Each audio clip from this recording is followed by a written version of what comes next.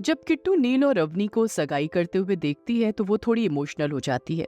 वहीं किट्टू को इमोशनल देखकर रुद्र ने किट्टू के माथे पर किस करके कहा, आई लव यू लिटिल खरगोश, बहुत सारा लव यू। और फिर ये कहकर रुद्र ने अपनी एक आंख ब्लिंक कर दी, जिसे देखकर किट्टू के चेहरे पर एक मुस्कान आ गई। वहीं ये सब देखकर शुभ की आंखों में आंसू आ गए थे और वो अपने आंसू साफ करते हुए बोला, मैं तो इमोशनल हो गया तुम दोनों का प्यार देखकर, आंसू रुक ही नहीं रहे हैं।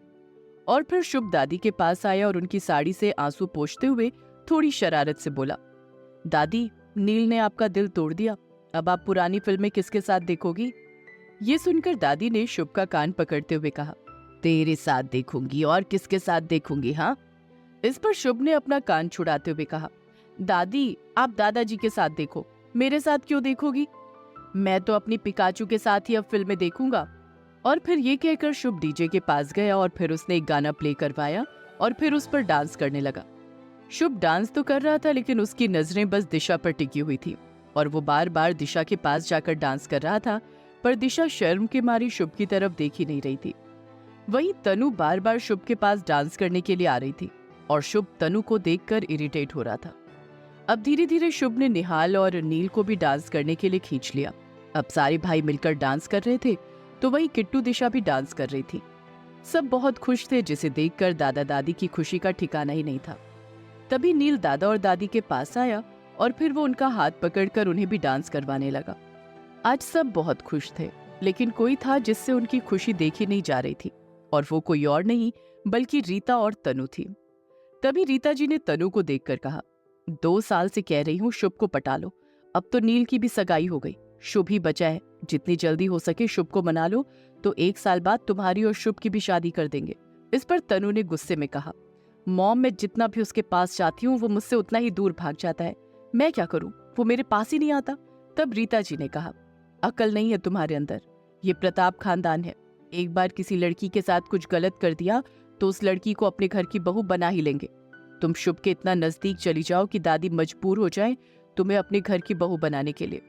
वहीं इधर अब गाना खत्म हो गया था और अब सब कपल डांस कर रहे थे, जिसमें निहाल भी नव्या के साथ इस वक्त कपल डांस कर रहा था।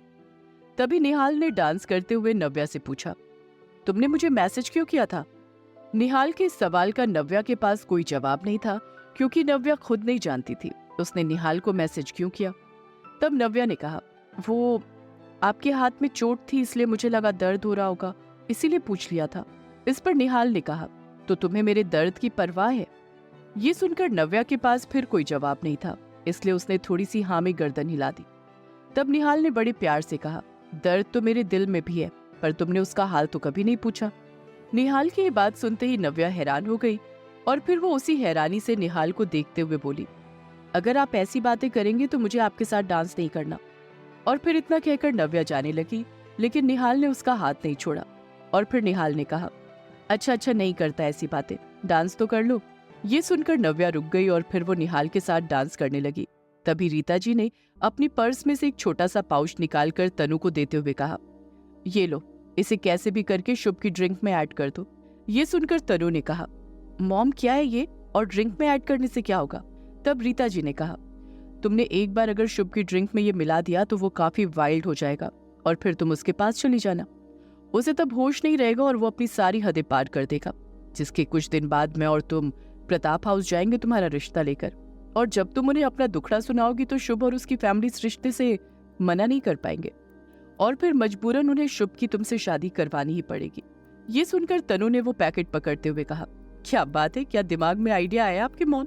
आपका ये आइडिया मुझे पहले दे देते तो आज मेरी भी शुभ के साथ सगाई हो जाती। इस पर रीता जी ने तनु के सिर पर मारकर कहा, अकल कम है तुम्हारे अंदर, इसलिए अब जो कह रही हूँ वो करो, जैसे भी हो ये ड्रग्स तुम्हें शुभ को देना है। ये सुनकर तनु ने वो ड्रग एक ड्रिंक में ऐड कर दिया और उस ड्रिंक को लेकर शुभ के आगे पीछे घूमने लगी, लेकिन शुभ को तनु में बिल्कुल भी इंटरेस्ट नहीं था, इसलिए उसने तनु को इग्नोर कर दिया। तभी शुभ ने तनु से कहा, तनु, तुम मेरे पीछे क्यों घूम रही हो, आखिर क्या चाहिए तुम्हें? ये सुनकर तनु ने कहा, इतना गुस्सा क्यों कर रहे हो? अच्छा, उस दिन मैंने तुम्हारे खाने में मिर्च ऐड कर दी थी, इसलिए तुम्हें इतना गुस्सा आया है? अच्छा, उसके लिए सॉरी, चलो तुम इसे पी लो, तुम्हारा गुस्सा शांत हो जाएगा। ये सुनकर शुभ ने थोड़ा गुस्से में कहा, अच्छा, तो उस दिन तुमने मेरे खाने में मिर्च ऐड की थी और मैंने उस पिकाचू पर सारा गुस्सा निकाल दिया। इस पर तनु बोली, माफी मांग तो रही हूँ, अब इतना भी गुस्सा अच्छा नहीं, चलो ये ड्रिंक कर लो, तुम्हारा गुस्सा शांत हो जाएगा। तनु के बार बार कहने पर शुभ को लगा कि जब तक वो ड्रिंक नहीं करेगा तब तक तनु उसे परेशान करती रहेगी, इसलिए शुभ ने वो ड्रिंक उसके हाथों से ले ली। और फिर शुभ ने कहा, अब मैं इसे पी लूंगा, तुम जाओ। शुभ के ऐसा कहने पर तनु वहां से चली गई, लेकिन उसकी नजर शुभ पर ही थी।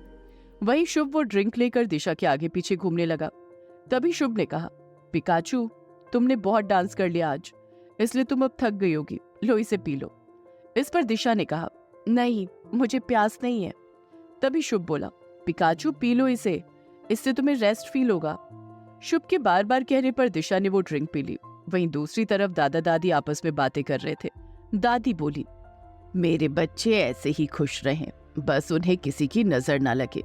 दादाजी बोले, चंद्रकला इतना परेशान मत हुआ करो, उसी ने बनाया है, वही बिगाड़ेगा, सब कुछ उसी के हाथ में है, हम तो बस उसके हाथ की कठपुतली हैं, तुम परेशान मत हो, सब ठीक ही रहेगा। वहीं अब सगाई खत्म हो गई थी और सब अपने अपने घर जाने लगे। तभी दादी ने नव्या की तरफ देखकर कहा, नव्या, दिशा कहाँ है? नव्या ने कहा, वो शुभ के साथ आई थी, शायद उसी के साथ वापस जाएगी, आप चलिए, वो दोनों आ जाएंगे। ये सुनकर दादी ने नव्या को एक मुस्कान पास की और फिर वो सब गाड़ी में बैठकर प्रताप हाउस आ गए। कुछ दिनों बाद रुद्र पैकिंग कर रहा था और किट्टू नम आंखों से वहां खड़ी होकर उसे देख रही थी। तभी रुद्र ने अपनी शर्ट बैग में रखते हुए कहा, किट्टू, क्या तुम मुझे ऐसे विदा करोगी? कुछ हफ्तों की तो बात है, आ जाऊंगा। लेकिन किट्टू मुंह बनाए खड़ी थी। रुद्र अपनी पैकिंग कर रहा था, लेकिन उससे पैकिंग हो नहीं रही थी। फिर भी वो उल्टे सीधे तरीके से अपना सामान रख रहा था। तब किट्टू ने रुद्र को हटाया और रुद्र का सामान अच्छे से एडजस्ट करके रख दिया। ये देखकर रुद्र ने किट्टू को पीछे से गले लगाते हुए कहा, ओए मेरे लिटिल खरगोश, मैं भी तो तुम्हें मिस करूंगा, अकेले तुम थोड़ी करोगी। और फिर रुद्र ने किट्टू को थोड़ा सा घुमाया और उसके माथे पर किस करके बोला, प्लीज किट्टू, ऐसे मुंह बनाओगी तो मैं नहीं जा पाऊंगा। तब किट्टू ने रुद्र की तरफ देखकर एक मुस्कान पास कर दी। ये देखकर रुद्र ने किट्टू के होठों पर हल्का सा किस करके कहा, ओके, वापस आकर मैं तुम्हारा बर्थडे काफी बढ़िया से सेलिब्रेट करूंगा और मैं सबको एक ग्रैंड पार्टी दूंगा। अच्छा बताओ, तुम्हारे लिए अमेरिका से क्या लाऊं? ये सुनकर किट्टू ने इशारों में कहा, बस आप आ जाइए और मुझे कुछ नहीं चाहिए। ये सुनकर रुद्र ने किट्टू के गालों पर किस करके कहा, मेरे लिटिल खरगोश, इतना प्यार करोगी तो मैं जा ही नहीं पाऊंगा। ये सुनकर किट्टू मुस्कुरा देती है और फिर थोड़ी देर में रुद्र हॉल में नीचे आ गया और फिर उसने दादा दादी के पैर छूकर आशीर्वाद लिया। तभी दादाजी ने कहा, रुद्राक्ष, जिस काम के लिए तुम जा रहे हो वो पूरा करके ही आना, मुझे उम्मीद है कि तुम वो काम पूरा करोगे। इस पर दादी ने भी कहा, मैं भी भगवान से यही प्रार्थना करूंगी कि तुम जिस काम के लिए जा रहे हो वो पूरा करके ही आओ। तभी वहां नील आया और उसने मजाक करते हुए कहा, अच्छा, मतलब सीक्रेट बातें हो रही हैं। मुझे नहीं पता ये अमेरिका क्यों जा रहा है, लेकिन आप दोनों को पता है कि ये क्यों जा रहा है। इस पर रुद्र ने कहा, ऐसा कुछ नहीं है। तभी रुद्र ने शुभ की तरफ देखकर कहा, छोटे शेर, तुम भी अच्छे से रहना। और फिर रुद्र ने नव्या को देखकर कहा, नव्या, अपने दिल की सुनो, तुम्हारा दिल कभी तुमसे झूठ नहीं कहेगा और ऐसा कुछ मत करना कि तुम्हें बाद में पछताना पड़े। रुद्र की बात सुनकर नव्या और शुभ दोनों ने हाँ में गर्दन हिला दी। तभी नील ने कहा, अच्छा अब चले। और इसके बाद नील और रुद्र एयरपोर्ट के लिए निकलने लगे।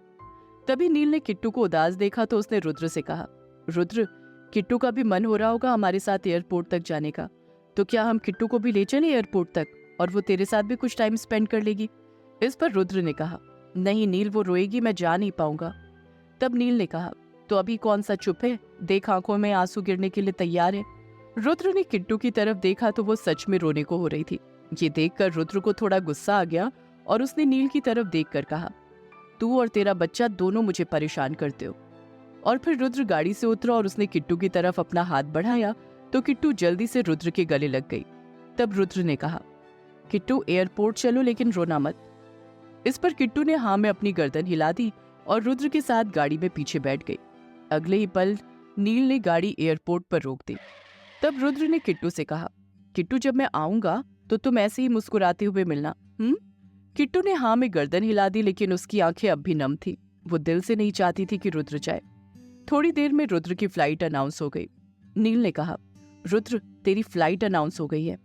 तब रुद्र ने नील का हाथ पकड़ा और उसे एक साइड में ले जाकर कहा, तू मुझसे पूछ रहा था ना कि मैं अमेरिका क्यों जा रहा हूँ, तो सुन।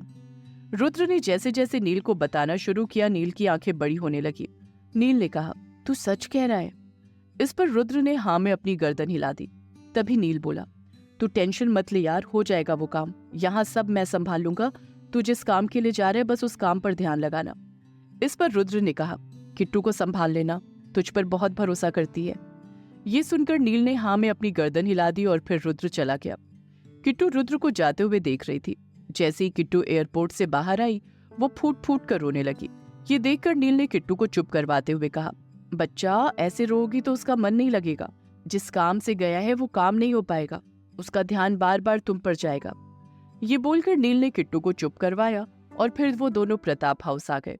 उधर अशोक चौहान के विला में अशोक चौहान ने कहा, चिराग, रुद्राक्ष इस वक्त राजस्थान में नहीं है। इससे अच्छा मौका तुम्हें नहीं मिलेगा। नव्या को कैसे भी करके शादी के लिए कन्विंस करो और उसे शादी के लिए मजबूर कर दो। उस लड़की से अगर एक बार तुम्हारी शादी हो गई तो रुद्र की इज्जत के साथ खेलना बहुत आसान हो जाएगा। ये सुनकर चिराग इरिटेट होकर बोला, डैड मैं कोशिश कर रहा हूँ। इस पर अशोक चौहान ने कहा, कोशिश नहीं चिराग, मुझे नव्या इस घर में चाहिए। क्या अशोक चौहान अपने इरादों में कामयाब हो पाएगा? आखिर रुद्र अमेरिका क्यों गया है? क्या रुद्राक्ष की गैर मौजूदगी में नील प्रताप हाउस को संभाल लेगा? जानने के लिए सुनते रहिए ये कहानी सिर्फ पॉकेट एफएम पर।